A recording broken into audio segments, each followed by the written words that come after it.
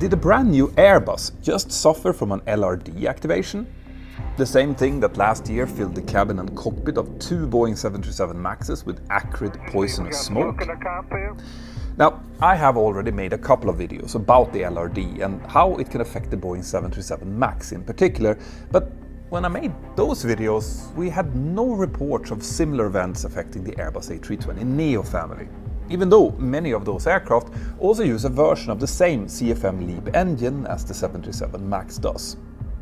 But then, in August this year, actually less than a week after we released our second LRD video, a new incident happened. One that seemed to share many of the properties of the previous 737 MAX LRD activations. The damage was severe enough to one of the engines that it caused smoke coming into the cabin. But this one involved an Airbus A321 XLR, the long-range variant of the Airbus A321neo. Now, LRD activations are supposed to be extremely rare, but if they can also affect the Airbus A320neo family, well then perhaps they aren't that rare after all. But are the effects the same on Airbus? Well, let's dive into that, shall we? I've already gone into some detail about the LRD, or load reduction device, in my previous videos, so I'm only going to describe it briefly here. But basically, the engines that power the newer generations of narrow-body aircraft, like the Boeing 737 MAX and the Airbus A320neo family, needs to have larger fans than previous engine generations. That's because they need a higher bypass ratio, meaning that more air will actually bypass the core of the engine, and these large fans help achieve that. Those new, bigger fans also have fewer fan blades, which means that each one of them weighs quite a bit more than the blades on older engines did. So, since there are fewer and heavier blades overall, each blade then represents a bigger proportion of the spinning weight of the fan, which is really important, because that also means that if a blade, for whatever reason, should break, well then the imbalance of the fan will be much greater than it would have been on older engines, right? And that imbalance is potentially very serious, because it can cause vibrations bad enough to cause further damage to the engine and the pylon that holds it, possibly so bad that it can break itself apart before the engine has a chance to spool down. And that is where the LRD, or load reduction device, comes in. You see, the LRD is basically a system that uses special fuse bolts and pins to hold the fan assembly in place. When a serious amount of vibration is introduced to the system, for example after a blade breaks off due to a bird strike, these LRD bolts then shear off, releasing the fan to allow it to rebalance itself along a new center of rotation. And that greatly reduces the vibrations to the rest of the engine. So this is a simple and completely mechanical system that doesn't require any input from the pilots. And also, it's worth mentioning that it's not really a new idea. Some wide-body engines with even bigger fans also use similar systems for the same reason. But the problem with the LRD on these LEAP engines is that when it releases the fan, it also releases a lot of engine oil near the front of the engine, and that oil can then flow rearwards into the engine core. Now, if you don't already know this, the air that we all breathe on board most airliners comes from the engines. And that's normally not a problem, because the air comes from the compressor stages near the front of the engine, where the air is clean well before the combustion stage. But like I said, the oil that's released by an LRD activation will then flow into the compressor stage, and it will then be compressed and heated up so much that it turns from liquid into smoke. And some of that smoke will then enter into the bleed air ducts, who send it through the air conditioning packs and then straight into the cabin. In high enough concentrations, this oil smoke can be exceptionally toxic, and how concentrated it will be depends on which of the two engines the LRD activations happen to. In a Boeing 737 MAX, the right engine supplies air primarily to the passenger cabin, so an LRD activation on that engine will mainly affect the passengers. But the cabin is obviously quite big in volume, so while the acrid smoke will definitely be unpleasant, people without any underlying health issues should be able to cope with it. But the left engine on a MAX feeds air primarily to the cockpit, which of course is many times smaller than the passenger cabin. This means that the concentration of smoke in the cockpit in such a scenario can reach lethal toxic levels very quickly, unless the pilots don their masks immediately. And this white smoke will also seriously affect the visibility in the cockpit, even if the pilots manage to get their masks on. Now, one of the critical things that I wanted to highlight in my original LRD video was that if this would happen just after rotation, when the pilot flying is still controlling the aircraft manually, well, then donning the oxygen mask would become extremely difficult. And this, a combined violent engine failure and a sudden smoke ingestion, would not be a scenario that any of us has ever practiced in a simulator either, which is worth remembering here.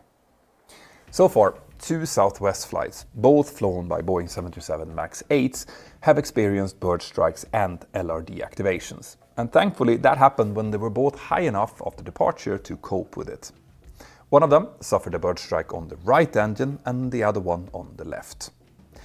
In the incident where the left engine LRD activated, it immediately filled the cockpit with smoke, so thick that the 2 pilots could barely see each other, and the captain had to then use his head-up display to be able to fly, since he couldn't even see his normal instruments. And it's worth noting that not all 737s have head-up displays, and when they do, it's generally only on the captain's side, so if the first officer would be pilot flying, it wouldn't help much. But do you know what might? An emergency vision assurance system from today's sponsor, VisionSafe. Like these LRD activations clearly showed, incidents involving cockpit smoke can very quickly escalate, and not being able to see the instruments would be a nightmare for any pilot. By the way, LRD activations are far from the only sources of aircraft smoke and fume events. In fact, over 1,200 of those are recorded on US aircraft every year, meaning almost 3 per day, from things like electrical faults, oil leaks and other bleed air contaminations, which in serious cases could lead to us pilots losing clear visibility, even if we manage to get our masks on.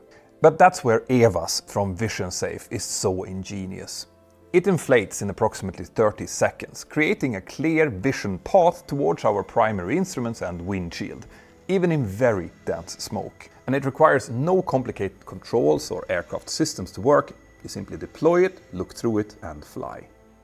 EVAS has been certified by major aviation regulators and is currently installed on over 140 different aircraft types, with 73% of dedicated cargo operators like UPS and FedEx already using it, and more than 9,000 units have so far been fitted.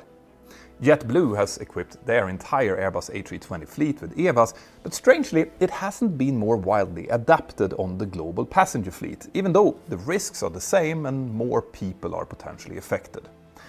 So when VisionSafe reached out to me and asked if I could help them to get the word out about this system, I immediately agreed. And together we hope to reach more pilots, unions and airlines out there to push for the adoption of EVAS.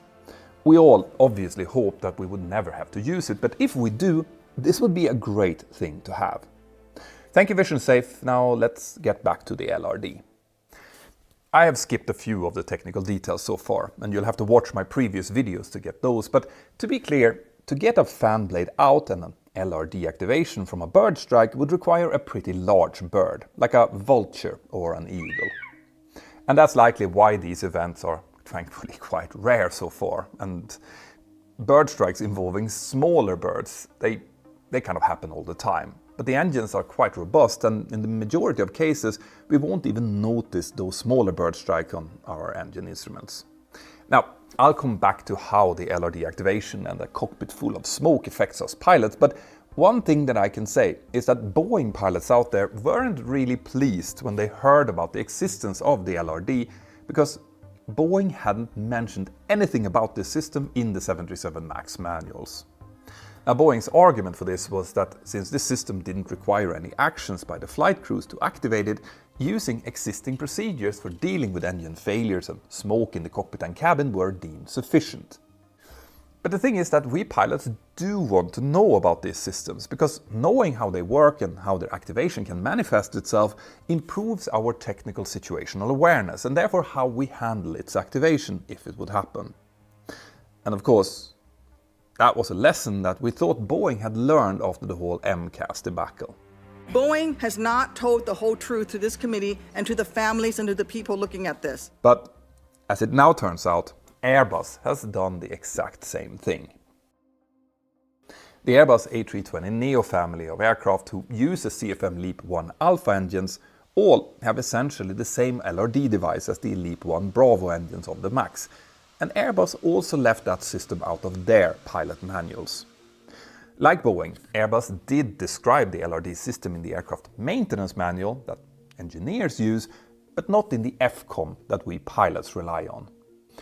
Now, one argument here that pilots and fans of the Airbus A320 pointed out early on was that in the Airbus the cabin and the cockpit gets their air from both engines. So since the cockpit doesn't get fed from one engine only, an LRD activation on one engine wouldn't fill it up with smoke in the same way. But here is where our story gets even more interesting, because it turns out that this is actually not the case.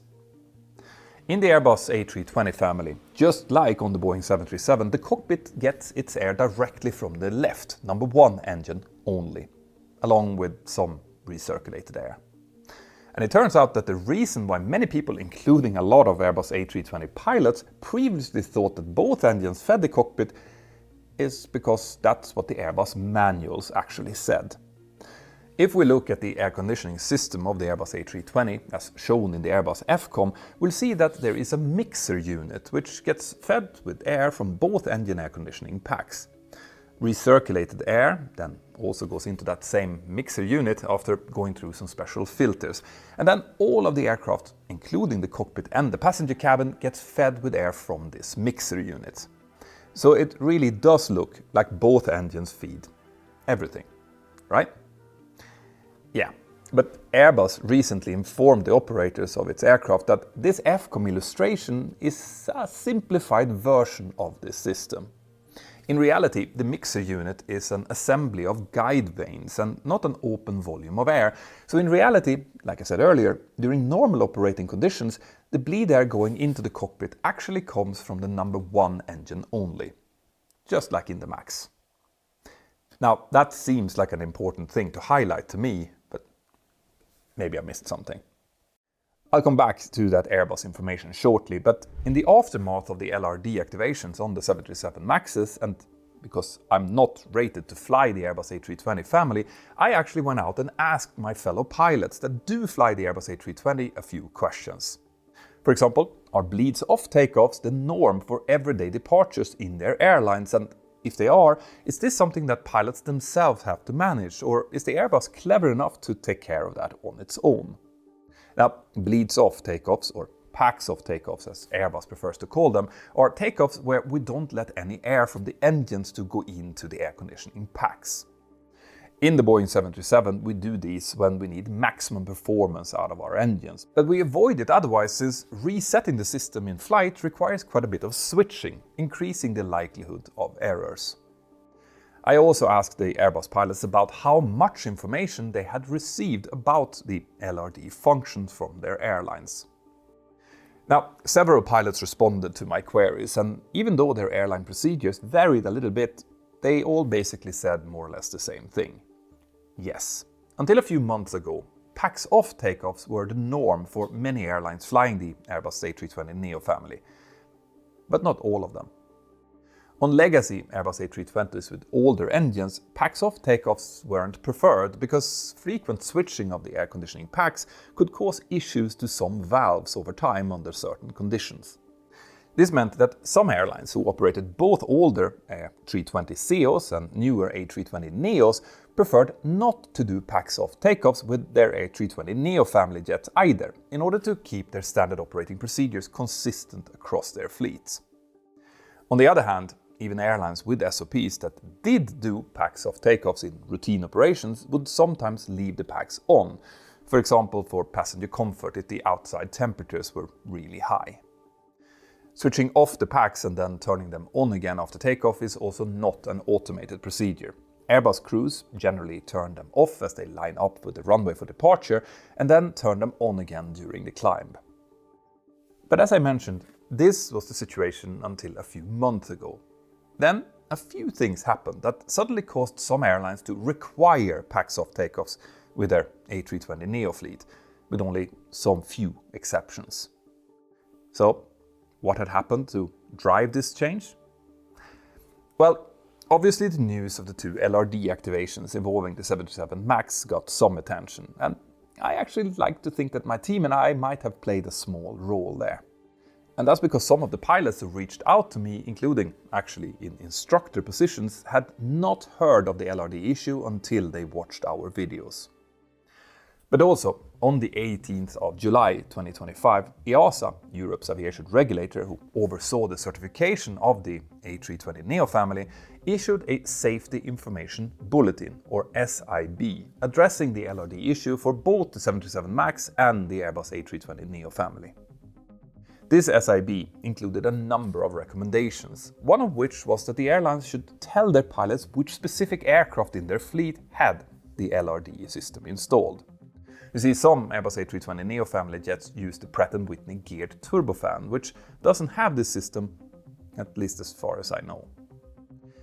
Now, we released our last LRD video on the 28th of July, and only 6 days later, on the 3rd of August, came the incident that I mentioned in the beginning of this video, Iberia Airlines Flight 579. This flight was operated from Madrid in Spain over to Paris in France, and it involved a brand new Airbus A321 XLR, which had entered service just over a month earlier and was equipped with CFM LEAP 1 Alpha 33 X-ray engines. Those are slightly more powerful variants of the LEAP engine, which the XLR needs since it has a higher maximum takeoff weight than other Airbus A321neos do. During the incident flight, the aircraft had a total of 148 passengers and 6 crew members on board, and after a small delay, the aircraft departed normally, using runway 36 left in Madrid, and quickly started climbing as they headed north towards Paris. But as they were climbing through 6,400 feet, the aircraft suddenly hit a large bird, which severely damaged the radome in its nose. What was left of the bird and probably several pieces of the radome were then ingested by the left engine. And remember which engine feeds air to the cockpit in both the 737 and the Airbus A320neo? Yeah, the left one. The Iberia pilots stopped their climb at 7,000 feet and then shut down the left engine. But before they had a chance to do that, according to the Aviation Herald, the cockpit and cabin began to fill with white acrid smoke, which caused the flight crew to have to don their oxygen masks. They then quickly returned to Madrid for a safe landing on runway 32 left, with the whole flight lasting just 25 minutes. After landing, they then stopped on the runway for a quick inspection and were eventually towed to a stand, with the passengers and crew disembarked safely using air stairs. There were no reported injuries, but as we record this video, the aircraft still hasn't flown again. So, did this incident involve an LRD activation? Well, there is still no official answer to that question yet. Obviously, the investigation is still underway, and while we asked a representative of General Electric for more information, they answered that they were unable to give details about specific incidents due to Annex 13 rules, which I obviously respect. But pictures of the affected LEAP engine show that it suffered severe damage to a number of its fan blades. And we also know that white smoke filled the cabin soon afterwards. Now, I'm not sure what else could cause that, apart from engine oil somehow making its way into the compressor, so my guess would be an LRD activation, but it's only a guess at this stage. Another thing that we know is that the smoke in the cabin was serious enough for the cabin crew to retrieve and don their portable breathing equipment, or PBEs. And the reason we know that is because the investigators were quick to release a list of recommendations as part of the interim report, which basically addresses something that flight and cabin crew from all around the world already knows. These PBEs are horrible to use. In this incident, one cabin crew member couldn't even extract the equipment from its container, and 2 others got theirs out but suffered cuts to their fingers as they did so. Then, one of those crew members actually lost consciousness, not from the smoke in the cabin, but because the PBE wasn't delivering oxygen and therefore basically suffocated him. Now, the investigators thought that this was so bad that they needed to get the word out about how difficult and troublesome these PBEs are to use. And I suspect that many cabin crew from around the world would wholeheartedly agree with that. Now, that list of recommendations didn't mention anything about the engines or the LRD system, but just over a month after the incident, we were informed that Airbus held a webinar where they analyzed the LRD device and how it worked. To be clear, we don't know if Airbus organized this webinar because of the Iberia A321 XLR incident or as a response to the earlier EASA SIB in July. That SIB had called for the airlines to inform their crews about the system, so it would be reasonable to expect that the aircraft manufacturer would take an active role in that as well. In any case, in that webinar, Airbus explained the effects of the LRD on the air conditioning system and outlined 2 different LRD activation scenarios. In the first, which is the most probable, the engine would spool down quickly after the LRD activation, triggering an engine fail message on the aircraft's ECAM display. The computer controlling the damaged engine would then shut down the bleed air valve, which sends air from the engine to the air conditioning system in about 15 seconds. And according to Airbus, this would significantly limit the amount of smoke that could make it into the cockpit and cabin. The second, more serious but less likely scenario would be where the LRD activates. A high engine vibration is recorded and announced in the ECAM, possibly along with engine stall alerts, but the engine would maintain enough thrust so that the computer doesn't trigger an engine failure. In this scenario, the bleed air valve would not close, so white acrid smoke would therefore continue to enter the cockpit and cabin. Here, Airbus says that the concentration of smoke would reach its worst level around 1 minute after the LRD activation, since that's how long it would approximately take for the engine oil to be completely depleted. After that minute mark, the recirculation of the air would quickly cause the smoke to dissipate, because the air filters are designed to capture the smoke before the air makes it back into the cockpit and cabin. Now, this second scenario sounds bad, and in the case of the 737 MAX, we saw that the concentration of chemicals like acrolein and formaldehyde can exceed lethal levels in just 39 seconds in the cockpit. But these numbers could be very different in the Airbus, depending on how its air conditioning system works and recirculates the air. The A320 cockpit is also bigger, which probably helps, as the smoke has to fill up a larger volume of air. It's also worth pointing out that both of these LRD activation scenarios obviously assumes that the air conditioning packs are switched on. Because with the packs off, no smoke from the engines can make it into the cockpit or the cabin at all, which is likely the reason why those Airbus operators mandated bleeds-off takeoffs with their neo fleets as far as possible. Now, even with a packs-off takeoff, the packs will be switched back on at some point, and if you've been paying attention, you'll remember that the Iberia A321 XLR was at an altitude of 6,400 feet when it hit that unlucky bird, so the crew would have switched on the packs well before that happened. But at that altitude, the aircraft will likely be on autopilot, so the pilots in the cockpit would easily be able to don their oxygen masks when they see or smell the smoke well before it gets really bad. Now, to be clear, in its webinar in September, Airbus did not recommend the policy of always making packs-off takeoffs. They instead provided procedures covering both options, and the airlines could then choose what they wanted. Airbus simply cautioned against changing SOPs just because birds were reported around the airports, because having such a policy could add complexity and increase workload for the crews. Better just to do one or the other by routine. In any case, many Airbus pilots now report that after this incident in August, they nearly always take off with packs off, which ensures that when the aircraft has just taken off and is still being flown manually, the pilot flying doesn't need to worry about having to don an oxygen mask on top of dealing with the engine issue if an LRD activation would happen. And that, of course, was the key danger that I highlighted in my previous video on this topic. In the case of the 737 MAX, leaked documents show that an FAA investigator actually suggested making it mandatory for 737 MAXes to also conduct bleeds-off takeoffs until a software fix for this issue was certified. But that recommendation then wasn't adopted. And as far as I'm aware, while we have SOPs to make bleeds-off takeoffs for performance reasons, airlines flying the Boeing 737 MAX have not chosen to make routine bleeds-off takeoffs everywhere. And that's likely due to the higher complexity of doing that compared to the Airbus. So that's the takeaway in this story. Even though both the Airbus A320neo and the Boeing 737 MAX sends bleed air to the cockpit from the left engine, and both have this LRD device, airline procedures between the two types are now quite different.